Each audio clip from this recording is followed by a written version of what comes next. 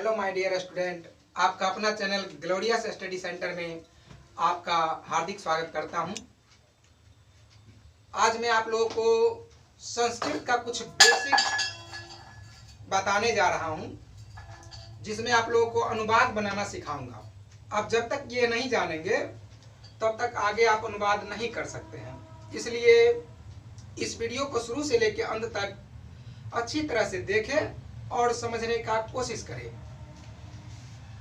आज मैं आप लोग को बता रहा हूं लिंग के बारे में, जो आप शुरू से ही जानते होंगे, सुने होंगे कि लिंग कितने प्रकार के होते हैं। तो लिंग होते हैं 3 प्रकार के।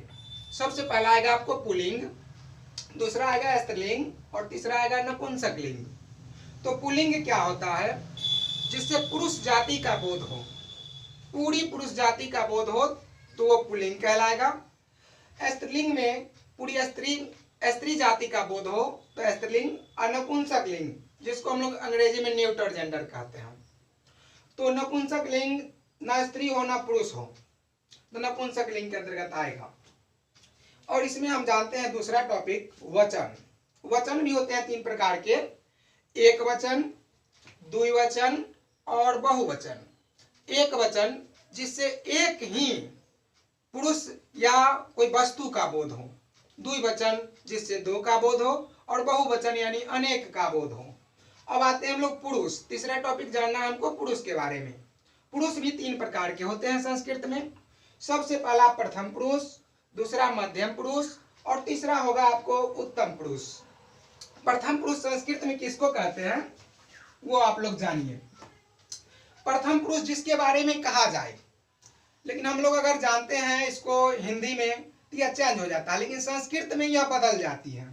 यहाँ पे उत्तम पुरुष हुआ होगा बोलने वाला, जैसे कि मैं आऊंगा उत्तम पुरुष के अंतर्गत। और प्रथम पुरुष उसको कहेंगे जिसके बारे में कहा जाए। मध्यम पुरुष नहीं बदलता है, बिल्कुल सेम रहता है। जैसे आपका हिंदी में होगा उसी प्रकार से इसमें भी होगा, लेकिन संस्कृत में उत्तम पुरुष और प्रथम पुरुष दोनों आपस में बदल जाते हैं। तो हमने लिंग जाना, वचन जाना और पुरुष जाना।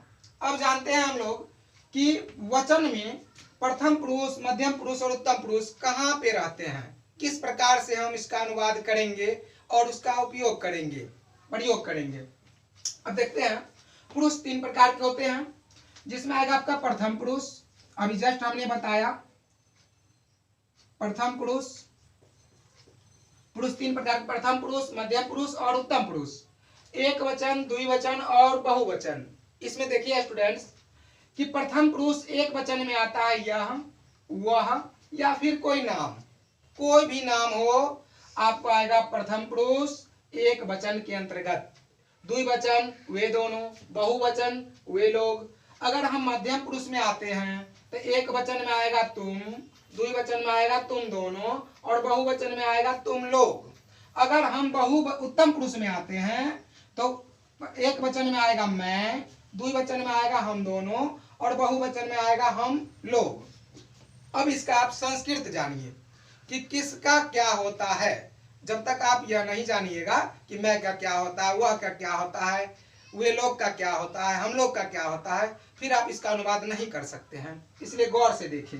वह का संस्कृत में होता है स, वे दोनों का होता है तौ, वे लोग का होता है ते, तुम का होता है त्वम, तुम दोनों का होता है युवाम, तुम लोग का होता है युयम। मैं का होता है अहम, हम दोनों का होता है आवाम, वयम का हम लोग का होता है वयम। और इतना ही बस। इसके बाद आगे अगर कोई नाम आपका आता है, अगर वह लड़का है, जैसे मान लीजिए अगर राम, तो इसका हम संस्कृत बनाएंगे तो इसमें एक विसर्ग लगेगा, 2 हो जाएगा राम। अगर कोई लड़की है तो उसमें विसर्ग नहीं लगता है। अगर मान लीजिए हम सीता, तो इसमें विसर्ग हम लोग नहीं लगाएंगे, सीता का सीता ही रहेगा। और नीचे हम लोग कुछ देखते हैं कि प्रथम पुरुष या अन्य पुरुष में किसका रूप, जैसे यह का।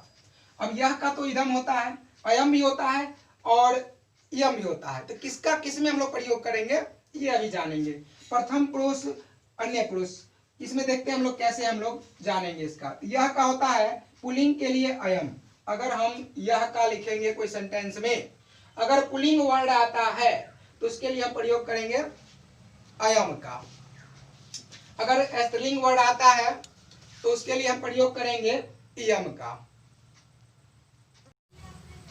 यदि यह आता है नपुंसक लिंग के लिए यह का हम लोग प्रयोग करेंगे इदम का। और यह तो हो गया, अब बच गया वह। तो वह का होता है पुल्लिंग के लिए सह। जैसे अभी हमने पीछे बताया कि राम, तो राम तो लड़का का नाम है तो वो पुल्लिंग हो गया। तो उसके लिए हम लोग 2 विसर्ग का प्रयोग किए थे, राम का बनाए राम, और यह पुल्लिंग है तो राम के लिए वह अगर हम प्रोनाउन में उसका यानी सर्वनाम में प्रयोग करते हैं तो वह का होता है सह। अगर हम स्त्रीलिंग वर्ड के लिए वह का प्रयोग करेंगे तो सा, और अगर नपुंसक लिंग के लिए प्रयोग करेंगे तो उसको करेंगे हम लोग तत्। अब जाके हम कुछ टॉपिक बता रहे हैं, उसको भी ध्यान से देखिए। यहाँ पे क्या रहता है, यहाँ पे क्या रहेगा, एक वचन में क्या होगा, 2 वचन में क्या होगा और बहुवचन में क्या होगा। है के लिए हम लोग प्रयोग करेंगे प्रथम पुरुष एक वचन में है का हम लिखते हैं अस्ति। अगर 2 के लिए प्रयोग करें तो अस्तः। अगर बहुत के लिए प्रयोग करें तो हम लोग प्रयोग करेंगे संति का। मध्यम पुरुष एक वचन में त्वम, जहां पे तुम है, तुम के लिए अगर हम प्रयोग करेंगे हो का तो असी। अगर हम तुम दोनों के लिए प्रयोग करेंगे अस्था। अगर तुम लोग के लिए प्रयोग करेंगे तो अस्था का प्रयोग करेंगे।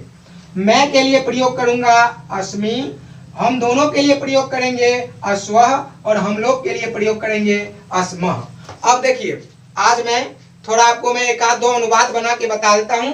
बाद बाकी ये पूरा आपको जब तक याद नहीं रहेगा तब तक आप लोग अनुवाद नहीं कर सकते हैं।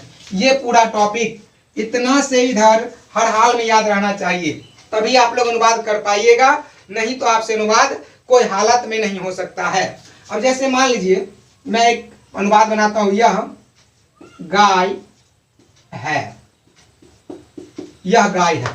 तो अभी हम लोग जानते हैं कि गाय पुल्लिंग होता है या स्त्रीलिंग होता है। तो गाय किसके अंतर्गत आएगा, तो स्त्रीलिंग के अंतर्गत। तो स्त्रीलिंग में यह का होता क्या है, अभी हमने जाना क्या होता है, इयम। तो संस्कृत में वो इंग्लिश में स्ट्रक्चर पे बनता है, उसका रूप चेंज होता है। लेकिन संस्कृत में बहुत सारा ऐसा अनुवाद होगा जिसका आपको जिसके सामने है उसी के सामने रख देना है, जिसका जो होता है उसको उस समय सामने लिख दीजिए, वही आपका अनुवाद सही हो गया। लेकिन इंग्लिश में ऐसा नहीं होता है। इंग्लिश में वर्ब को देखना पड़ता है, प्रोनाउन को देखना पड़ता है, नाउन को देखना पड़ता है, कहाँ पे किसका यूज होगा, स्ट्रक्चर के अनुसार बनाएंगे। लेकिन संस्कृत ऐसा नहीं है, आप जैसे मन है वैसे बनाइएगा, वो सही होगा। देखिए ध्यान से, अभी हम लोग जानते हैं गाय स्त्रीलिंग है, और स्त्रीलिंग के लिए हमको प्रयोग करना है यह का। तो यह का स्त्रीलिंग के लिए होता क्या है, तो इयम होता है। तो पहले हम लोग लिखेंगे इयम। अब एक वचन, सिर्फ एक गाय के लिए हम लोग प्रयोग कर रहे हैं, तो गाय का क्या होता है, तो एक वचन के लिए हम लोग प्रयोग करेंगे गौ। अब यहां पे जानते हैं कि यह आता कहां पे है, तो यह तो हमारा यहां पे आता था, यानी प्रथम पुरुष और एक वचन में। अब आते हैं हम लोग है के लिए, क्या होता है के लिए, तो प्रथम पुरुष एक वचन में क्या होता था है के लिए, तो बोलेंगे अस्ति। तो इसको हम क्या लिख सकते हैं, यम गौ अस्ति, यह गाय है। अगर मान लीजिए इसी में अगर 2 आ जाता हम लोग प्रयोग करते अस्तः का, अगर अनेक आ जाता तो हम लोग प्रयोग करते संति का। एक और जान लेते हैं अनुवाद हम, जैसे मान लीजिए कि मैं राम हूं। अब अभी जानिए आप कि मैं का क्या होता है, यह का तो हम लोग जाने कि स्त्रीलिंग के लिए पुल्लिंग के लिए तीनों अलग होता है, लेकिन मैं का कुछ नहीं होता है, उसका बदलेगा नहीं, और इसका एक ही प्रयोग करेंगे मैं का, हम अहम का। तो अहम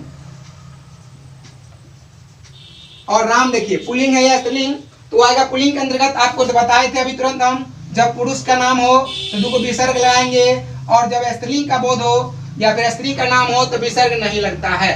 तो राम का क्या हो जाएगा, राम और हूं। अब देखिए कि मैं कहां पे आता है, तो मैं यहां पे आता है। अब देखिए हूं के लिए मैं का वहां प्रयोग कीजिए आप लोग, मैं हूं का क्या हो जाएगा, तो इसका हो जाएगा अस्मि। यहाँ पे प्रयोग कर देंगे हम लोग अस्मि। ये हमारा अनुवाद बन गया। तो इतना ही आज के लिए, और अगर आपको यह वीडियो अच्छा लगे तो इसे लाइक करें, सब्सक्राइब करें मेरे चैनल को, और आगे शेयर करें, ताकि इस लॉकडाउन में बहुत सारे विद्यार्थियों को फायदा मिल सके। यह छोटा सिलेबस, ज्यादा अंक देने वाला विषय है। आप लोग इसमें अगर 50% भी मेहनत कर देते हैं, जितना आप लोग मैथ साइंस में मेहनत करते हैं, इसका आधा समय भी आप अगर निकाल करके संस्कृत पे देते हैं तो कुछ भी नहीं है। यह 90+ आप इसमें उठा सकते हैं, बशर्ते इस पे आपको ध्यान देना पड़ेगा और गौर से पढ़ना पड़ेगा। आज के लिए इतना ही।